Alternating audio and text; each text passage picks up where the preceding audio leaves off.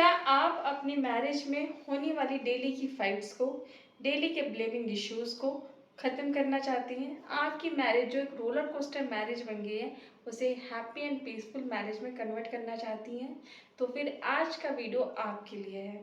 जैसे मैरिज में आप शुरू में बहुत सारे इमोशंस लेके आते हैं, बहुत सारे सपने लेके आते हैं, लेकिन वो मैरिज होने के बाद धीरे-धीरे वो सपने टूटने लगते हैं।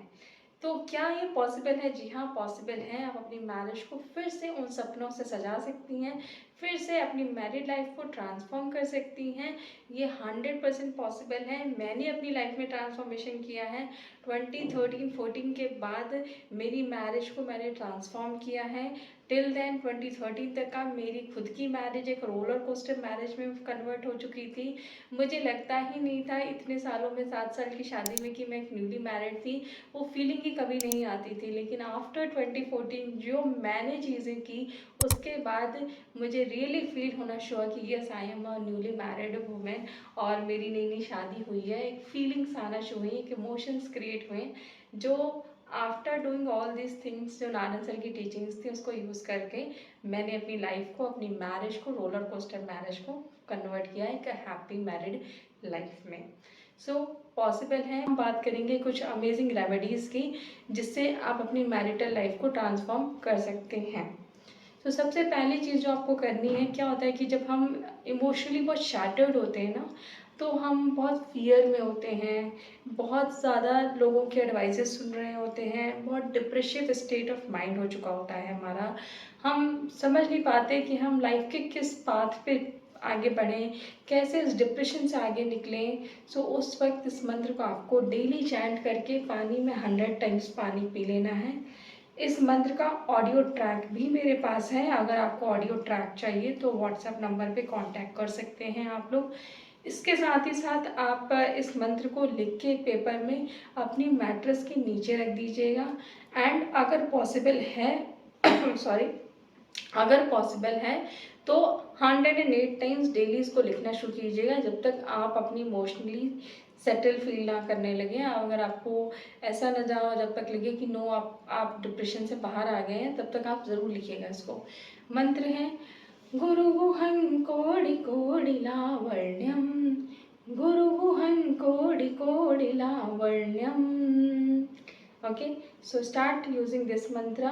नेक्स्ट जो है, इस मंत्र को आप हैप्पी एंड हारमोनियस मैरिज में कन्वर्ट करने के लिए यूज़ करेंगे। ईगो मैरिज का सबसे बड़ा दुश्मन है। जब हम अपने ईगो को बेंड करते हैं तो हैप्पी मैरिड लाइफ की वहाँ से शुरुआत होती है। सो ईगो को बेंड करना आसान बात नहीं है, लेकिन इससे पॉसिबल ना हो ऐसा भी नहीं है। सो इस मंत्र को यूज़ करके आप अपने ईगो को बेंड डाउन कर सकते हैं एंड आपकी रिलेशनशिप में एक हैप्पीनेस आएगी, ट्रांसफॉर्मेशन आएगा। मैंने इस खुद मंत्र को बहुत बार यूज़ किया हुआ है। You can also use this मंत्र। श्री राम जय राम जय जय राम, श्री राम जय राम जय जय राम, श्री राम जय राम जय जय राम। सो सेम इस टेक्निक को यूज़ करना है। या तो इसका ऑडियो ट्रैक आप मुझसे ले सकते हैं, नहीं तो पानी में चार्ज कर लीजिए, 100 टाइम्स पानी पी लीजिए। अपनी फोटोग्राफ के ऊपर ये ऑडियो ट्रैक्स हैं, गुरुगुहन एंड ये दोनों मिला के आप डेली 3 to 5 आवर्स चलाना शुरू कीजिए। अपने और अपने हस्बैंड या अपने स्पाउस का फोटो लेके उस पर चलाइए। हीलिंग होगी उन दोनों रिलेशनशिप्स में एंड बेटर आपको फील होगा। साथ में आप इस मंत्र को पेपर पे लिख के अपनी मैट्रेस के नीचे रख लीजिए। किसी ऐसी जगह चिपका दीजिए जहाँ आप हमेशा लड़ रहे हैं। कोई घर का अक्सर एक कोना ऐसा होता है जहाँ आप ऑब्जर्व कीजिएगा, जहाँ सबसे ज़्यादा लड़ाइयाँ होती हैं। सो उस कोने में ज़रूर लगा दीजिएगा, उस प्लेस पे ज़रूर लगा दीजिएगा, क्योंकि वो एरिया एनर्जी फाइट की ले चुका होता है। तो आप ऑब्जर्व करेंगे तो वो एरिया अक्सर आप देखिएगा एक फाइट का होता है। वहाँ पे आप ज़रूर लगाइए इस मंत्र को। You will see the amazing differences in your life. Okay, इसके साथ साथ आपको फॉरगिवनेस भी करनी चाहिए अपने पार्टनर के लिए। For example, Peter is a name of the partner. उसको आप फॉरगिव करेंगे तो आपकी रिलेशनशिप में ट्रांसफॉर्मेशन ऑफ एनर्जी आएगी। लेकिन फॉरगिवनेस इतना आसान है? बिल्कुल आसान नहीं है। इवन मेरी इस ट्रांसफॉर्मेशन की जर्नी में अगर मैं बोलूँ कि सबसे टफेस्ट जो चीज़ रही है वो है फॉरगिवनेस एक्सरसाइज। जब मैंने अपने हस्बैंड के लिए फॉरगिवनेस स्टार्ट की थी, तो मुझे वो सारे इमोशंस याद आ जाते थे, वो सारे पेन्स याद आ जाते थे एंड आई स्टार्टेड क्राइंग। और मैं इतना रोने लगती थी कि मैं फॉरगिवनेस करना भूल जाती थी। तो मैंने लिखना शुरू किया था फॉरगिवनेस, और वो भी फॉरगिवनेस मैंने टू वे लिखना शुरू किया था। पहले मैं फॉरगिवनेस अपने हस्बैंड की तरफ से लिखती थी, फिर नेक्स्ट टाइम मैं फॉरगिवनेस अपनी तरफ से लिखती थी। For example, I Sachin forgive you Rachna, you please forgive me and release me, love, thanks, divine light, change। तो ये स्टेटमेंट मैं अपने हस्बैंड की तरफ से लिखती थी। Then again I write the statement from my side, I Rachna forgive you Sachin, you please forgive me and release me, love, thanks, divine light, change. क्योंकि क्या होता है ना, ह्यूमन माइंड और हमारे अंदर ना बड़ा ईगो होता है। तो मुझे भी ऐसा लगता था कि मैंने ऐसा क्या किया कि मैं माफ़ी मांगूँ, गलती तो उन्होंने की है ना, उन्हें माफ़ी मांगनी चाहिए, उन्हें फॉरगिव मुझसे मांगना चाहिए। तो वो एक ईगो था ना जो मेरे बीच में आ जाता था और मेरी इस फॉरगिवनेस एक्सरसाइज को कंप्लीट नहीं होने देता था बार बार। तो मैंने हस्बैंड की तरफ से पहले लिखना शुरू किया। सो एक आता है ना सेटिस्फैक्शन, अच्छा अभी हस्बैंड मांग रहे हैं फॉरगिवनेस और हस्बैंड हमसे माफ़ी मांग रहे हैं, तो वो एक सेटिस्फैक्शन आने लगा था लिखने में। एंड जब वो लिख लेती थी तो मेरे लिए फिर अपनी तरफ से लिखना आसान होने लगा था। तो इसलिए मैंने फॉरगिवनेस शुरू में लिखा था, क्योंकि मैं जब भी चैंटिंग करने बैठी शुरू में, कई बार मैंने ट्राई किया चैंटिंग करने के लिए, लेकिन जब भी मैं चैंटिंग करती थी मुझे रोना आ जाता था बहुत बुरी तरह से, और मैं वो एक्टिविटी कंटिन्यू नहीं कर पाती थी। इसलिए मैंने डिसाइड किया लिखना, और लिखना भी हस्बैंड की तरफ से पहले, अपनी तरफ से नेक्स्ट टाइम। तो 21 टाइम्स मैं उनकी तरफ से लिखती थी, 21 टाइम्स एवरी डे अपनी साइड से लिखती थी। And I use to do it every day whenever I get the time. Specially मैं रात में सोने जाने से पहले लिखती थी, क्योंकि वही एक टाइम मुझे मिलता था, मेरे छोटे बच्चे थे, तो मुझे रात में सोने जाने से पहले उस टाइम पे टाइम मिलता था वो एक्टिविटी करने के लिए।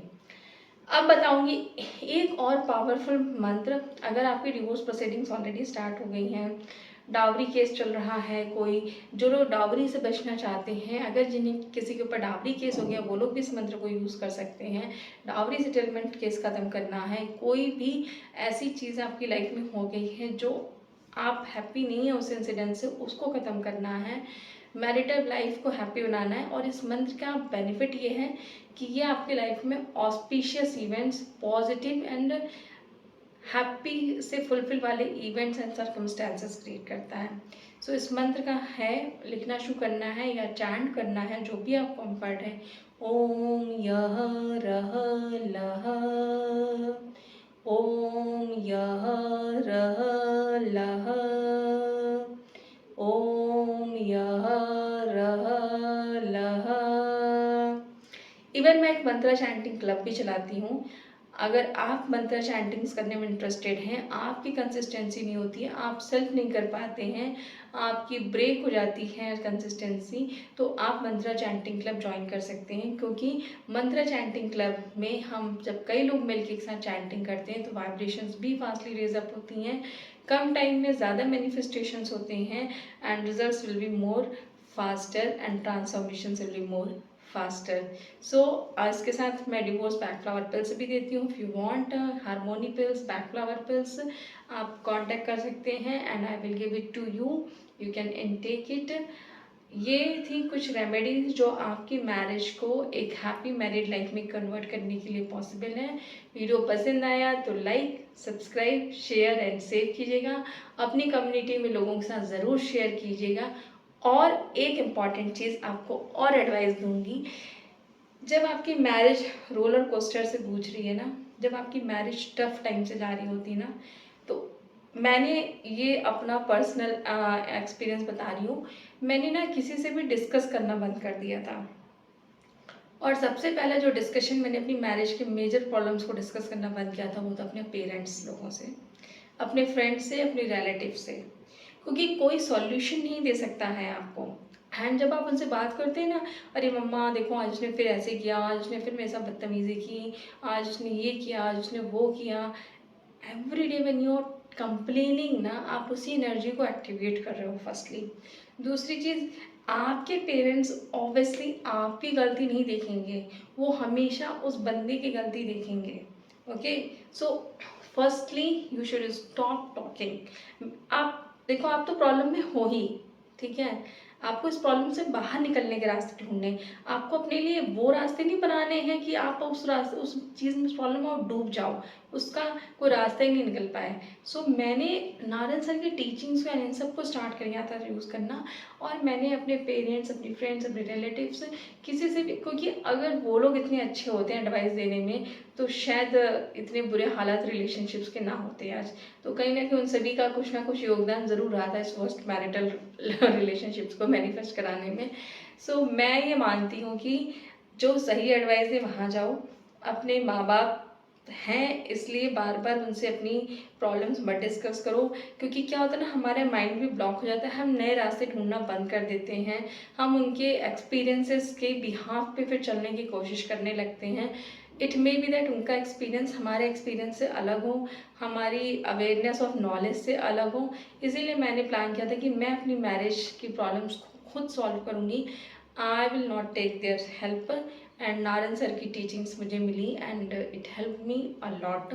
सो million thanks to Narayan sir for this teachings, जिसने मुझे मेरी लाइफ के नए पाथ, नए मायने समझाए।